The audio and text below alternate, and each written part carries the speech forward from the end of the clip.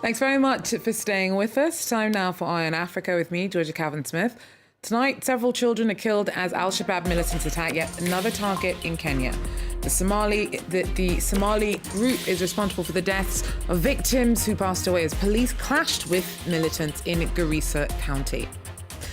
Also, the EU calls for a ceasefire around besieged Tripoli. Forces backing the internationally recognised government there pull out of the eastern city of Sirte as rival fighters take it.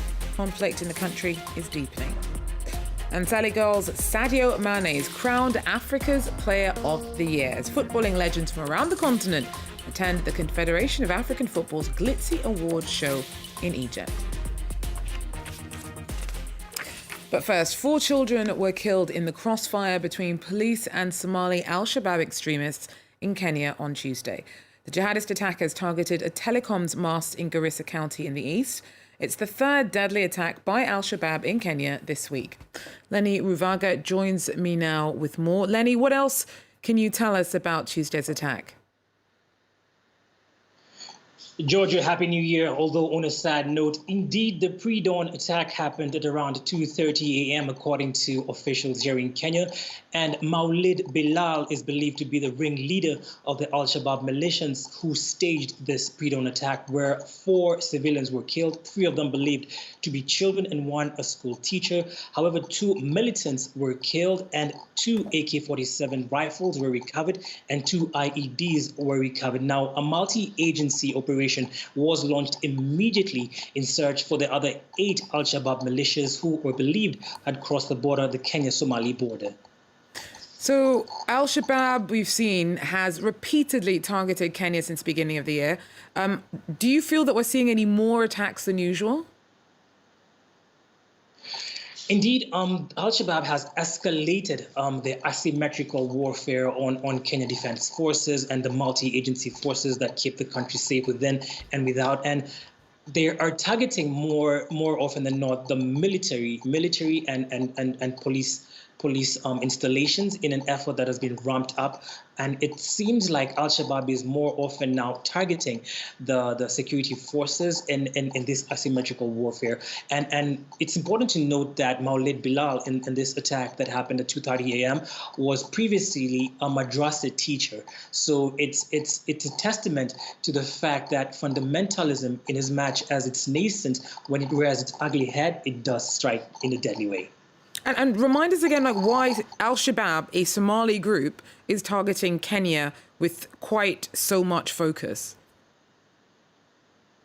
So Kenya is seen to be really close to the United States of America, and it's seen to be one of its biggest allies in East and Central Africa. Now, the attack that happened on Sunday, just taking you back, was at the Mande Bay airfield, which also houses the Camp Simba, which also houses the United States forces in the country. So the United States uses the Mande Bay and Camp Simba as a strategic area to not only train, but also offer counter-terrorism assistance to her partners and more so to the Kenya Defense Forces. So Kenya is seen as a soft target, and installations within the country are seen as soft targets in essence. Thanks very much. Lenny Ravaga there for us in Nairobi. In other news, at least 30 people were killed in Borno State when a grenade exploded on a bridge on the Nigerian side of the border with Cameroon. A child is thought to have first picked up the explosive after finding it in a bin in the market town of Gamboro on Monday night. It's not clear who might have left it there. No one's yet claimed responsibility. The EU's called for a ceasefire for battling around Libya's capital. Meanwhile, fighters for the internationally recognised government in Tripoli said on Tuesday that they had withdrawn from the coastal city of Sirte after it was taken by rival forces led by General Khalifa Haftar. Now, he's been waging a military offensive on Tripoli since last April in a bid to unseat the government of national accord. Yuka Roya tells us more. Claiming to have captured Sirte, the birthplace of the late dictator Muammar Gaddafi, the Libyan National Army is keen to proclaim its success. With a swift blow from our courageous men, the Sirte Liberation Operations Unit has managed to completely control the city. We have cleansed it and returned it to the bosom of our homeland.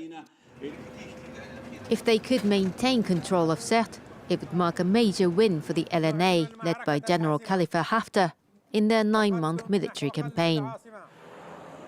April 2019, Haftar ordered his troops to advance on Tripoli, seat since 2016 of the internationally recognized Government of National Accord, or GNA. Haftar's forces briefly seized the capital's airport. By that time, the LNA, headquartered in Tobruk, already controlled the vast majority of the country and nearly all of its oil fields. But in late June, government forces delivered a major blow to Haftar's group by retaking the town of Garian, the LNA's major supply base in the west. In November, Russia was reported to have sent mercenaries to Libya to support Haftar. Egypt, Jordan, Saudi Arabia and others also backed the rebel forces. Meanwhile, Turkey signed a deal with Prime Minister Fayez al-Sarraj's government to help it fend off the LNA's offensive. As Ankara started deploying troops at the start of the year, the UN Special Envoy voiced his anger over foreign interference. Take your hands out of Libya. The country is suffering too much from foreign interference in different ways. More than 280 civilians have been killed and tens of thousands of people have been displaced since the start of the Tripoli offensive. Well, Liverpool's Sadio Mane has been named as 2019's African Football Player of the Year. Fans of the beautiful game waited eagerly for the announcement on Tuesday night as sporting legends from across the continent flew out to Hurghada in Egypt for the Confederation of African Football, or CAF, Awards. Algerian team captain and Man City winger Riyad Mahrez and Liverpool's Mohamed Salah were also in the running for the prize and narrowly missed out. For more on this, we're joined by Simon Harding. Simon, so Mane swung it. What made it? What made him pip it at the post ahead of those others who were in the running for it?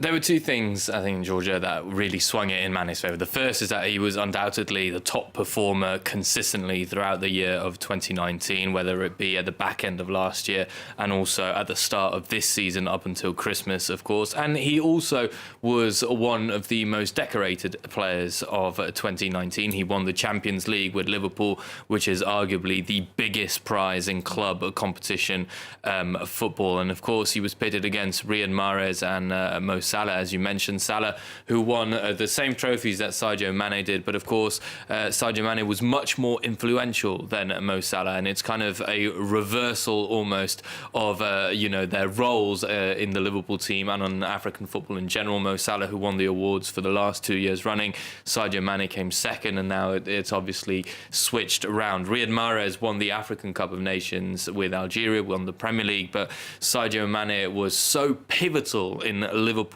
road towards the Champions League, towards the Club World Cup, towards the European Super Cup wins, and of course this year Liverpool dominating the Premier League, are set to win the Premier League for the 19th time, and Sadio Mane is an integral part of that.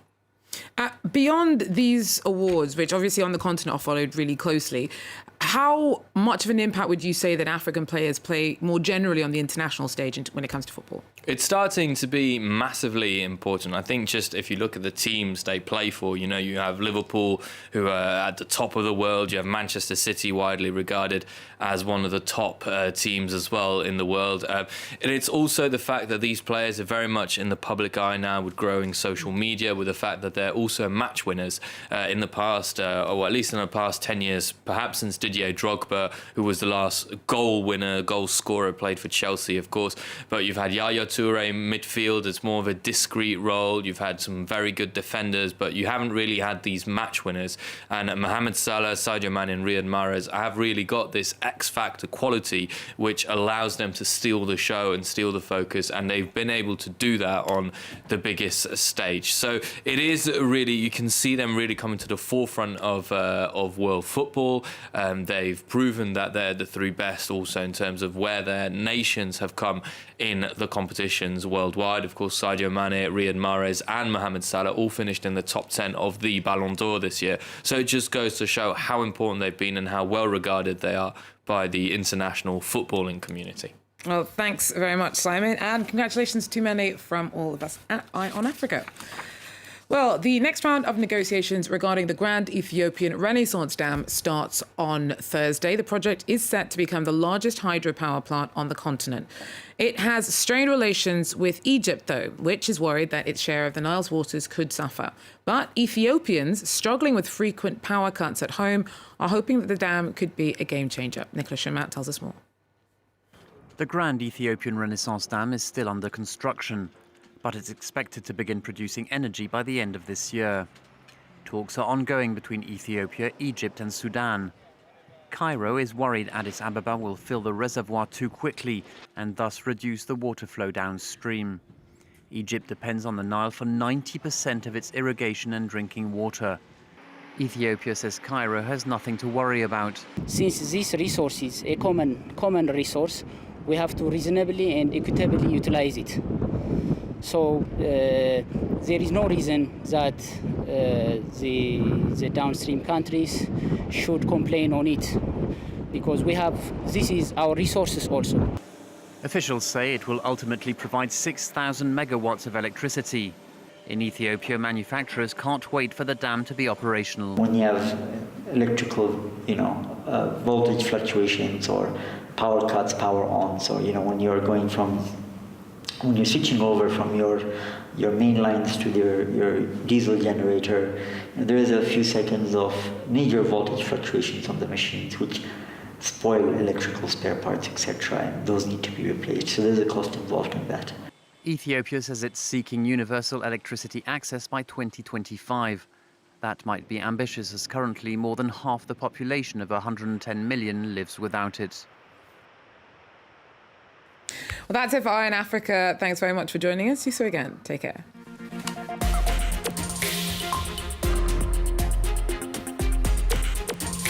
Thanks very much for staying with us. Time now for Eye on Africa with me, Georgia Calvin-Smith. Reporting from across West Africa. All the latest in politics, economics and the arts in Africa on France 24. Our journalists are in every region, every country, to report on the emergence of a continent of unparalleled riches, bringing you Africa's stories on France 24. Thanks for joining us. See you again. Take care. Liberté, égalité, actualité.